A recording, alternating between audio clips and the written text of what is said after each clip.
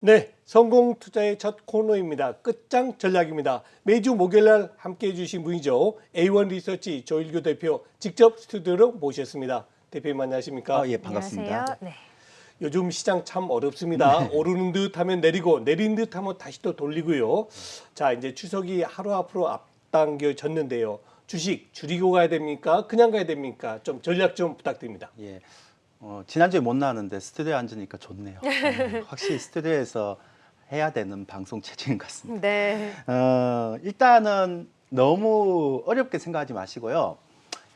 주식 비중은 제 생각엔 70% 정도만 갖고 있는 게 좋을 것 같아요. 왜 그런가 하면 지금 신용융자 잔고가 많이 늘어나 있거든요. 안 줄어요, 이게. 그러니까 이게 증시 내부의 수급의 불안 요인이 있잖아요. 제가 준비한 자료를 한번 보시면 지난번에 제가 한 9천억 정도 이렇게 8월 26일에서 9월 8일까지 9천억 정도 얘기했는데 여기 또 더 늘었어요. 그래갖고 1조 685억 정도 늘어서 실제 지금 1조 3,641억이 8월 9일부터 시작해서 9월 8일까지 딱 잡혀 있는 거예요. 그러니까 시장이 딱 묶여버리는 거죠. 그러니까 이런 형태에서는 사실은 주식 비중을 너무 많이 갖고 가긴 힘들죠. 그리고 불확실성이 잔존하고 있습니다. 이게 당장 우리가 FOMC 뭐 그렇게 크게 중요하진 않지만 FOMC 그리고 10월 달에 미국 부채 한도 협상 이런 게 있기 때문에 아직까지는 결과적으로 그런 게 별로 없어요. 그래서 제가 볼 때는 FOMC도 이제 굉장히 중요한데 조금 이따 제가 설명드리고요. 그래서 주식 비중 한 70%인데 지금 비중이 중요한 게 아닌 것 같고 어떤 앞으로 갈 만한 섹터를 내가 많이 갖고 있는가가 중요한 것 같아요. 그러니까 내가 앞으로 가지 못할 섹터를 뭐 한 80% 갖고 있거나 50% 그쵸. 갖고 있거나 의미가 없죠. 그러니까 앞으로 갈 만한 섹터를 80% 갖고 있으면 그건 의미가 있죠.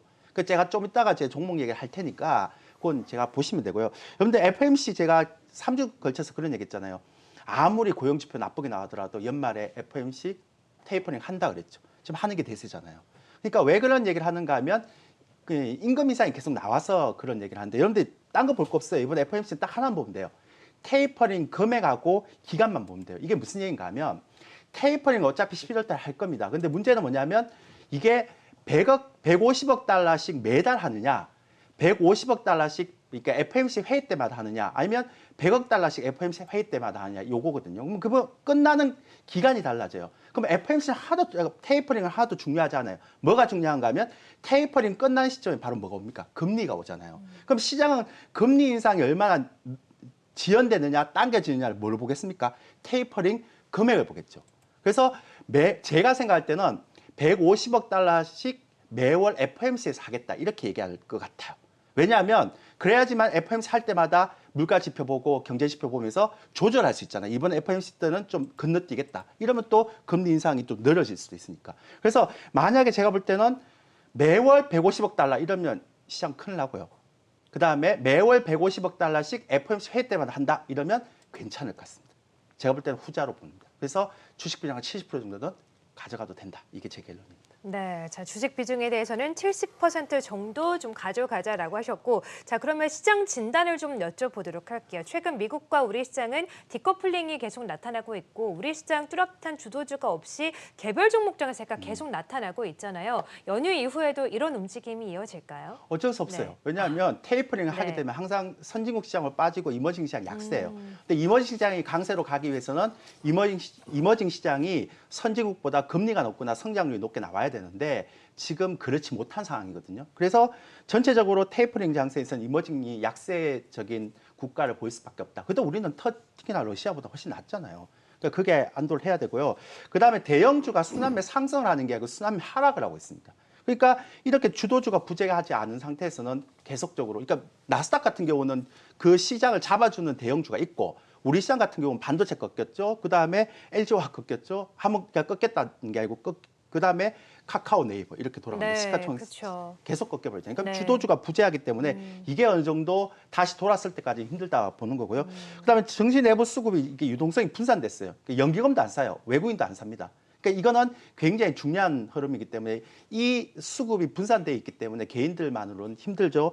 그다음에 대형주가 가격 매력이 발생됐어요. 그러니까 네이버 카카오도 최근 한 카카오가 20% 떨어지고 삼성전자 예전에 떨어지고 이렇기 때문에 하방 경직성이 확보되는 거죠. 그러니까 시장이 잘 안 빠지는 거예요. 올라가지도 못하고 네. 떨어지도 못하고. 그러니까 어쩔 수 없이 개별주 장세밖에 안 되는데 여기서 제가 중요한 거 하나만 보여드릴게요. 이거는 제가 방송에서 얘기를 하지 않고요. 단순한테 자료를 안 보여주는 건데 제가 오늘 한번 보여드릴게요. 외국인 선물 로로버라는 게 있습니다. 이게 굉장히 특이한 경우인데요. 지난번 동시만기일 때 외국인들이 선물 로로버를 6만 9천 계약 매수를 했어요. 이 얘기는 뭐냐면 12월물 선물을 굉장히 많이 매수를 했다는 얘기잖아요. 그 밑에 한번 보세요. 외국인 선물 로로버 매수 한가가 415예요. 근데 지금 선물이 415 안 되잖아요. 409 그렇죠. 정도 되잖아요. 그러니까 훨씬 낮은 가격에서 6만 9천 계약을 매수했으면 외국인들 입장에서 보면 12월 만기 때까지는 어쨌든 간에 시장에 대한 부분들이 바닥은 요 정도니까 점진적으로 올라갈 수 있다라고 생각할 수 있거든요. 다음 자료 한번 보실래요? 되게 재밌는 게 하나 있어서 외국인 롤오버 자료를 제가 2017년도부터 2019년도까지 이렇게 쭉 매 분기마다 이렇게 만기 때마다 이렇게 통계를 낸 게 자료가 있어요. 근데 2020년도 이렇게 9월 만기, 그러니까 12월물, 그 다음에 3월물, 12월물, 3월물 쭉 했는데 연속으로 5번 롤오버가 됐어요. 예전 같으면요, 제가 20년치 데이터를 갖고 있는데 이거 예전 같으면 대세 상승으로 가는 형태의 네. 전형. 그러니까 다음 선물을 계속 롤오버해서 매수를 한다는 거는 시장 굉장히 긍정적으로 본다는 얘기잖아요. 그쵸. 근데 그게 다 깨졌어요. 아, 그러니까 예전에 하고 2011년도 이게 다 깨졌다는 건 무슨 얘기인가 하면 롤오버를 이렇게 매수를 한다 하더라도 시장을 쭉 올려놓으면 외국인들이 선물로 위에서 이익신을 해버리고 다시 떨어뜨려버려요. 그러면 왜 이런 롤오버가 나오느냐. 옛날에는 시장을 크게 보고 중기적으로 보고 갔는데 이제는 그게 아니라 그러니까 12월물이 선물이 굉장히 싸기 때문에 12월물 사놓고 그러면 상대적으로 얘네들이 샀던 가격보다 올라가면 이익신을 하고 그 대신 선물 안 사고 이러니까 계속 박스권 내려가는 거죠. 그럼 여기서 우리가 알 수 있는 건 뭐냐면 외국인들이 6만 9천 계약 샀으니까 실질적으로 바닥은 요 정도 라인에서 형성된다. 단 예전처럼 대세 상승으로 가지는 못한다. 이런 게 제 결론입니다. 그래서 네. 중소형 장수, 종목 장세가 계속 될 가능성이 크다. 아. 네, 그렇군요.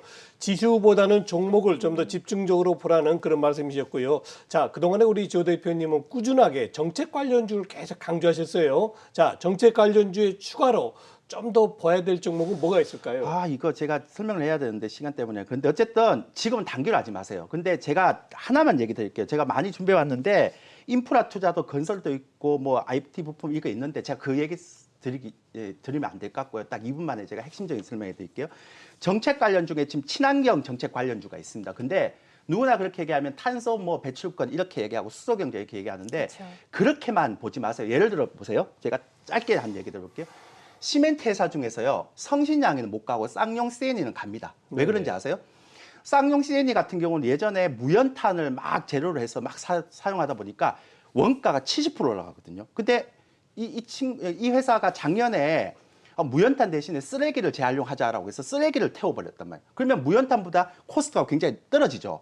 무연탄은 탄소 배출이 많이 나오잖아요. 근데 쓰레기는 재활용이 되잖아요. 그러니까 경비도 굉장히 떨어지잖아요. 그러면 지금 시멘트 업체 중에 한번 보면 쌍용 CNE가 굉장히 많이 올라가요. 그러면 같은 업종 내에서도 종목별 차별화 나는 이유는 뭐냐면 친환경 테마라는 걸 딱 잡고 그 다음에 그 속에 들어가면 친환경 테마에서 기업이 어떻게 투자를 하고 어떻게 이익이 나는가를 살펴봐야 돼요. 또 파워로직스 같은 종목들 보면 예전에 그 스마트폰 부품주에서 현대차의 폐 건전지를 그렇죠. 재활용한 사업으로 네. 가잖아요. 이것도 어떻게 보면 친환경 관련주잖아요. 네. 그러니까 여러분들이 그 시장의 종목을 대부분 보면 탄소 관련주라고 뭐 후성 이런 것만 보지 마시고 네. 하나하나 업종을 보면 그 업종 내에서 얘가 탈탄소 관련이면서 그게 실질적으로 투자를 해서 수익이 나면서 친환경 정책을 몰고 가는 게 있단 말이죠.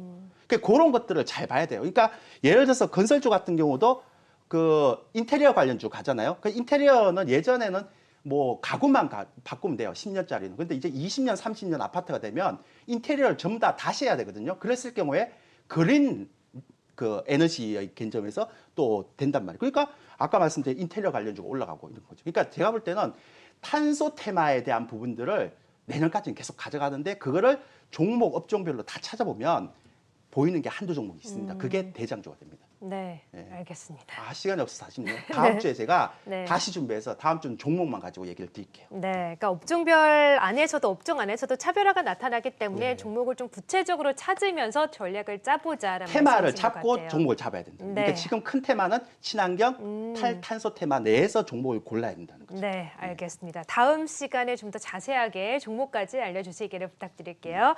지금까지 A1 리서치의 조일교 대표님과 함께했습니다. 고맙습니다.